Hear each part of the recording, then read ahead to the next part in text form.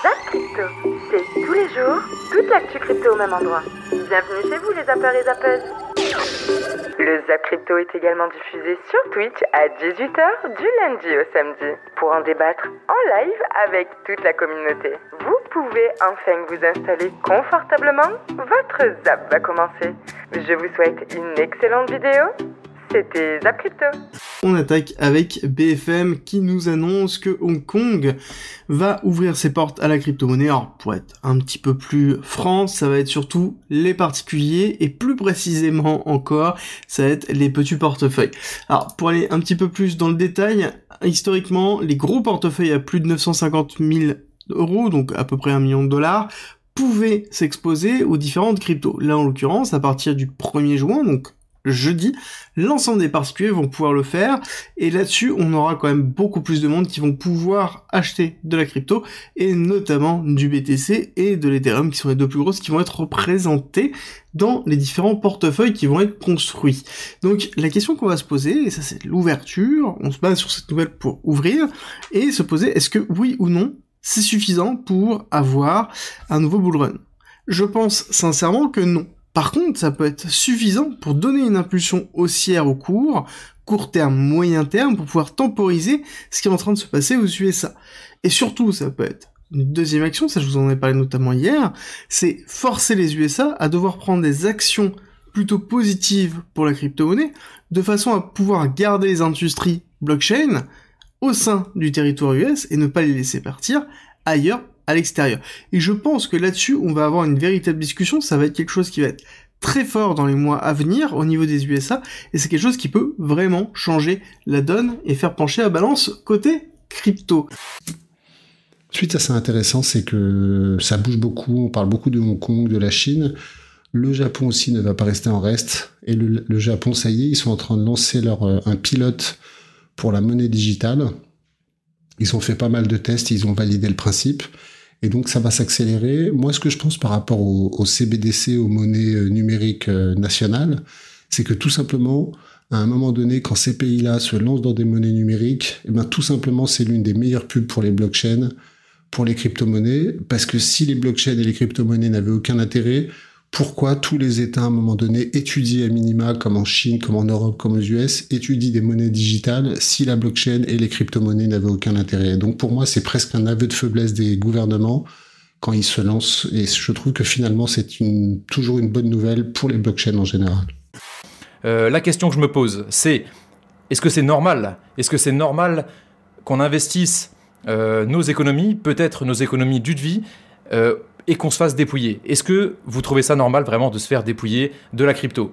Enfin, je veux dire, voilà, on travaille toute sa vie, on s'embête à gagner un minimum d'argent, on investit peut-être avec un plan d'investissement, et bim, à un moment, on se fait dépouiller. Bim, il y a tout qui est parti, tout disparaît, il n'y a plus de bitcoin, vous avez tout perdu, vous n'avez plus qu'à... Enfin, voilà, vous comprenez quoi. Est-ce que c'est normal, en 2023, d'assurer encore sa sécurité? Ça, c'est une question que je me pose.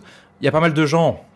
suite à la dernière vidéo, j'ai vu, enfin, même en interne, qui m'ont dit j'ai merdé, j'ai pas assuré ma sécurité, j'aurais dû assurer ma sécurité. Est-ce que vous trouvez ça normal en 2023 qu'on doit encore assurer sa sécurité?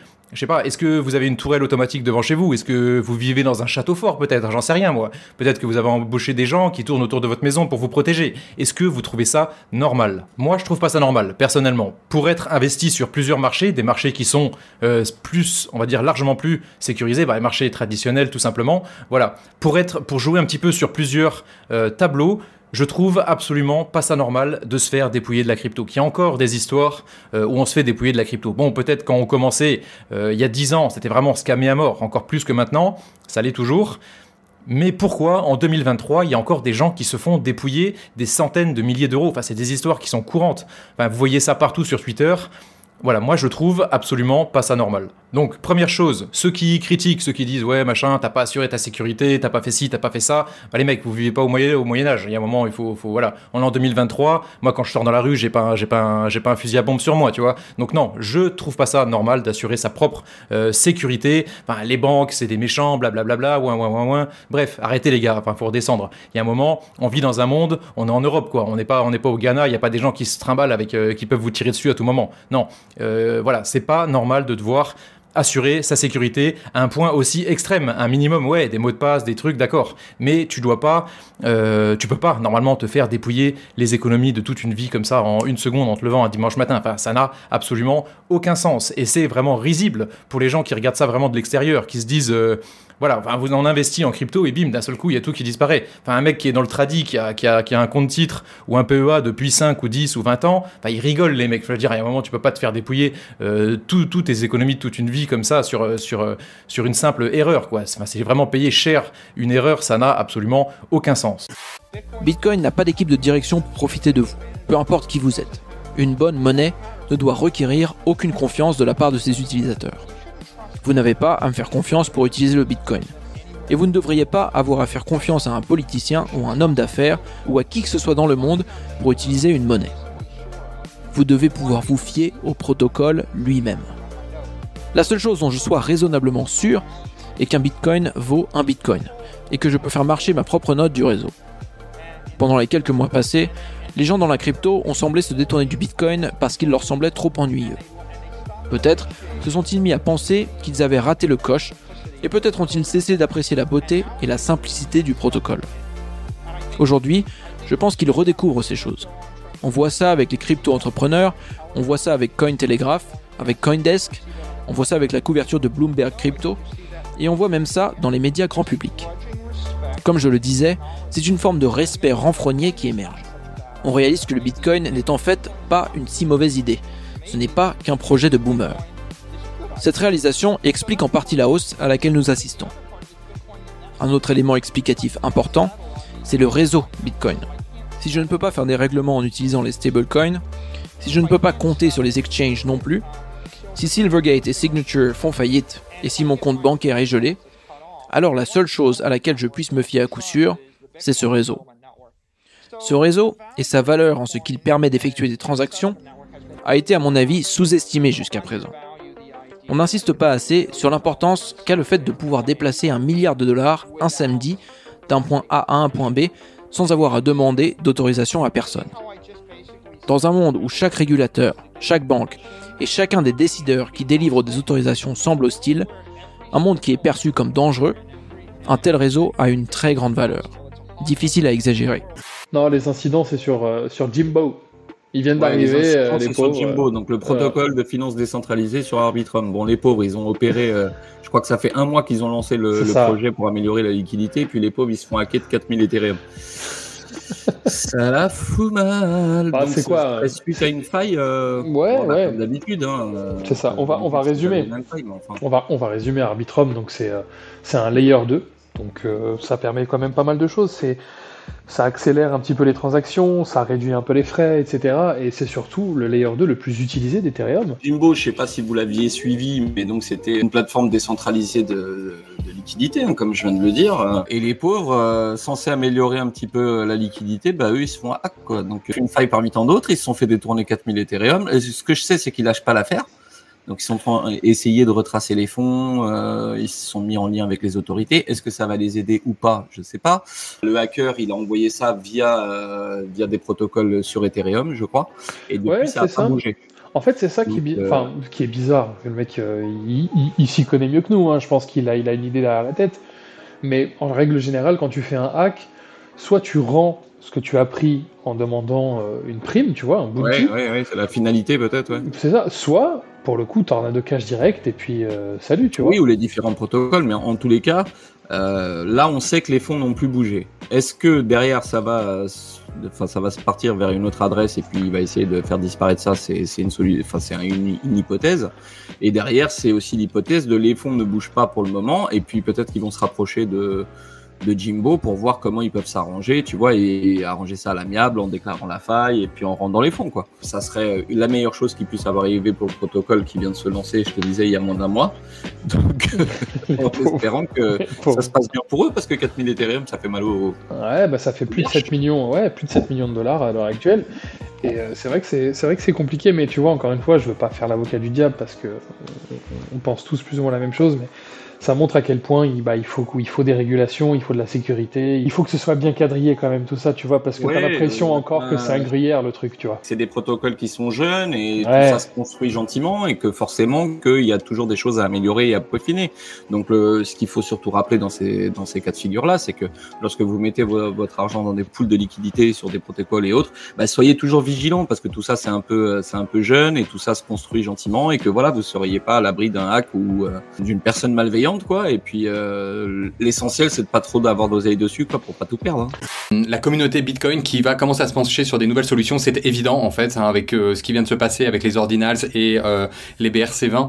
En fait, là évidemment ça a saturé le réseau, les fees ont explosé. Alors même si effectivement le nombre de transactions sur le réseau Bitcoin est plutôt en diminution, même si on voit qu'il potentiellement repart à la hausse.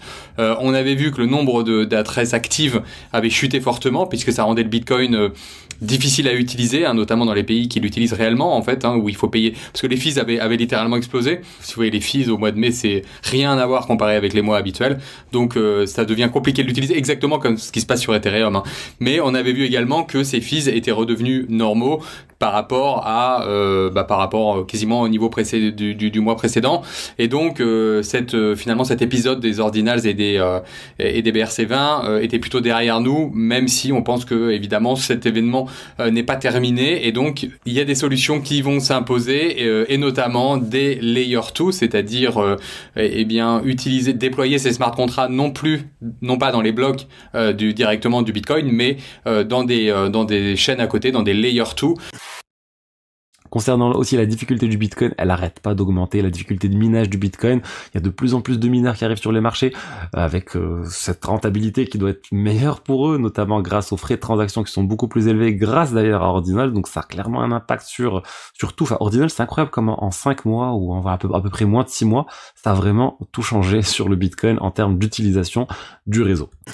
Deuxième news ce matin, la Russie abandonne l'idée de créer un échange national de crypto-monnaies. On nous dit que durant l'automne dernier, il avait été question que la Russie développe son propre échange de crypto national. Mais ce début de semaine, le média local Investia a toutefois informé que le gouvernement avait abandonné cette idée. On a Anatoly Oskarov, le président du comité de la Douma d'État sur le marché financier, a indiqué qu'une réglementation permettant d'encadrer la création de plateformes serait plus adaptée que l'ouverture d'une seule plateforme.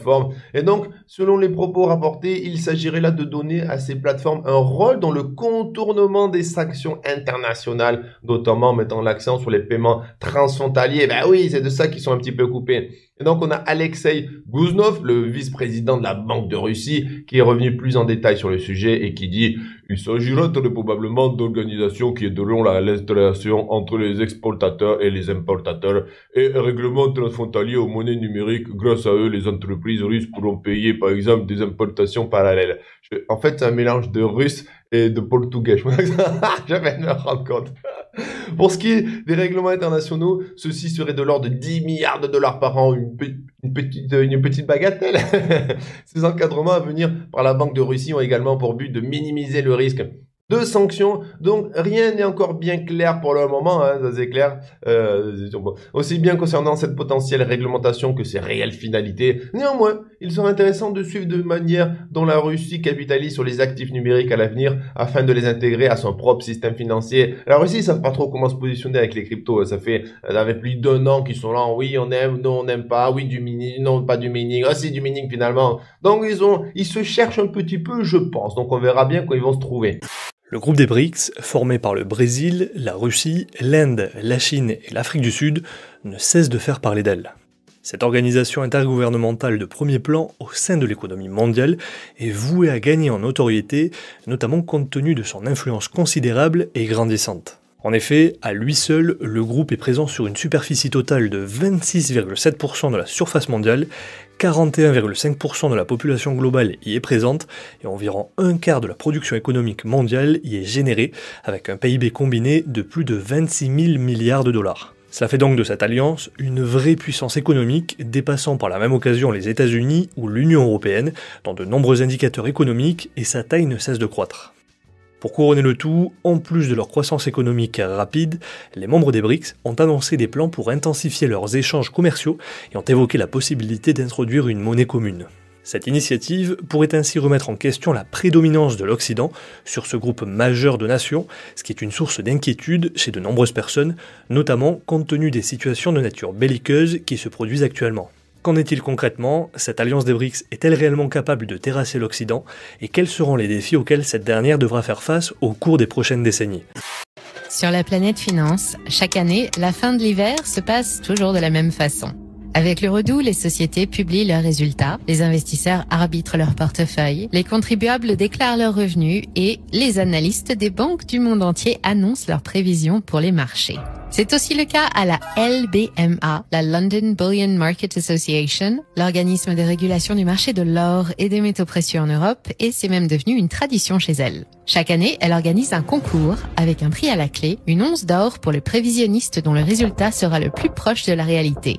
Nous suivons évidemment ces résultats chaque année, et avec la facturation du monde et le basculement des forces au cœur du système monétaire international, vous imaginez bien que cette année en particulier, on n'aurait pas raté ça, même pour tout l'or du monde. Car les devises, à commencer par le dollar, n'ont pas fini de valser, et quand c'est comme ça, les épargnants les plus avisés se tournent toujours vers les seuls actifs connus pour être capables de protéger la valeur de leur épargne. J'ai nommé les métaux précieux, or et argent en tête. Je vous parle souvent de l'or sur cette chaîne et j'en parlerai encore un peu aujourd'hui, mais je vais surtout m'intéresser à son challenger, plus accessible, plus facile à utiliser et plus prometteur. Je parle bien sûr de l'argent. Il n'a pas le prestige de l'or, il n'est pas non plus utilisé de la même façon. Son marché est bien différent, plus petit et plus volatile, mais dans l'imaginaire collectif, l'argent ne peut pas concurrencer le métal roi. Eh bien, l'imaginaire collectif se trompe. Bon, ce ne sera pas la première fois, et par chance, vous êtes un fidèle de la chaîne et vous faites donc partie des épargnants bien informés. Enfin, j'espère, sinon ça veut dire qu'on a raté quelque chose. Quoi qu'il en soit, dans quelques minutes, vous aurez tout sur l'argent et je vais vous expliquer ce qu'il a de plus que l'or et pourquoi particulièrement en ce moment il faut en avoir dans son coffre-fort. Le dollar index est également très bullish parce qu'il est en train de péter cette zone de hasard à la hausse. On a pris notre premier TP dans cette zone. Et quand le dollar monte, en général, c'est pas très bon pour les cryptos. Et la prochaine grosse résistance, en tout cas sur le dollar, ça se passe ici, autour des 105 $. Et il y a encore de la marge jusqu'à là. Et donc, théoriquement, encore de la marge sur le Bitcoin, malheureusement. Il y a plusieurs enjeux. Alors déjà, là, on aurait une clôture assez neutre. Bon, alors on est sous le nuage. Alors oui, est-ce que ça nous rappelle un peu ce qu'on avait fait ici en mars 2020? C'est vrai qu'on était passé sous le nuage, la lagging span sous la Kijun, et puis finalement, on avait réussi à... on s'en fiche des comparaisons passées. Moi, je vais surtout regarder le RSI. J'aimerais vraiment que le RSI mensuel défende les 50. Là, il est à 50. Donc, il faudrait clôturer comme maintenant au bas mot.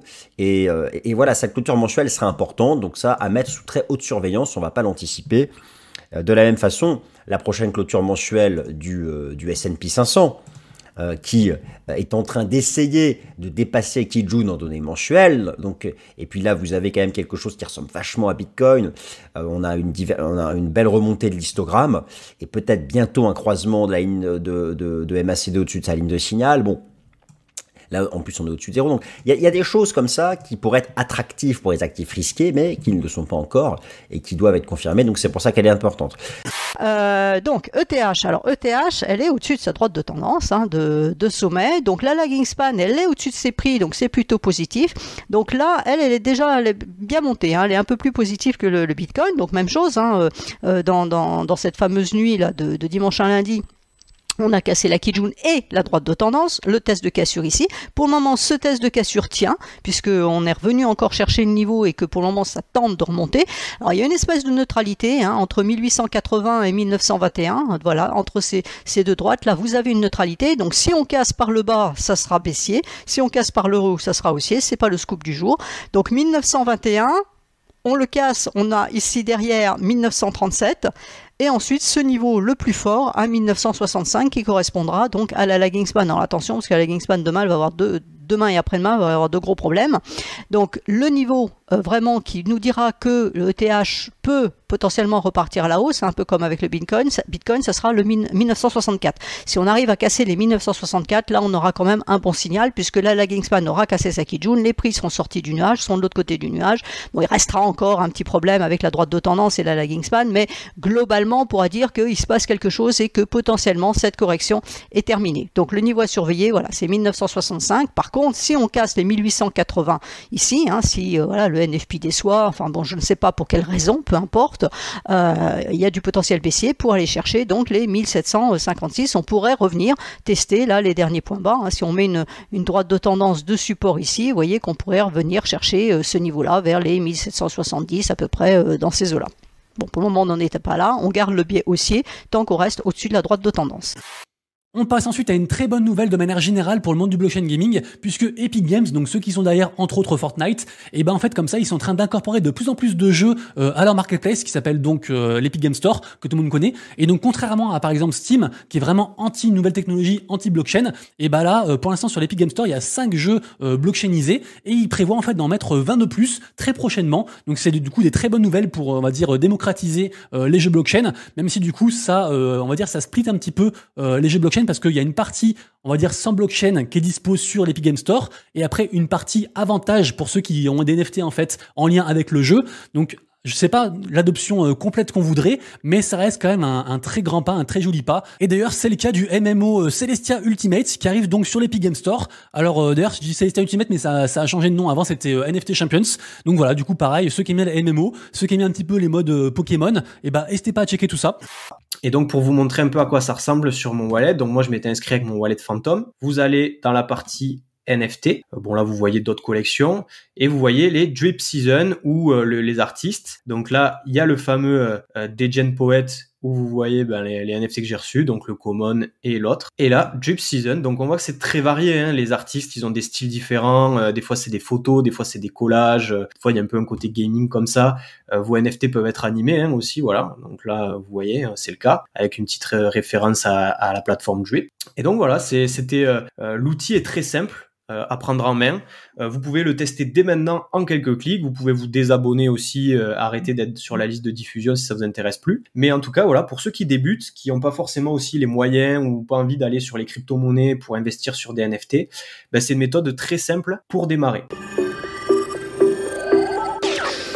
Tu n'es pas rassasié, retrouve à gauche le Zap Crypto de la veille et à droite le Zap Crypto de l'année dernière, jour pour jour. Tu as trouvé une ou plusieurs actus intéressantes? Fais-le moi savoir en commentaire.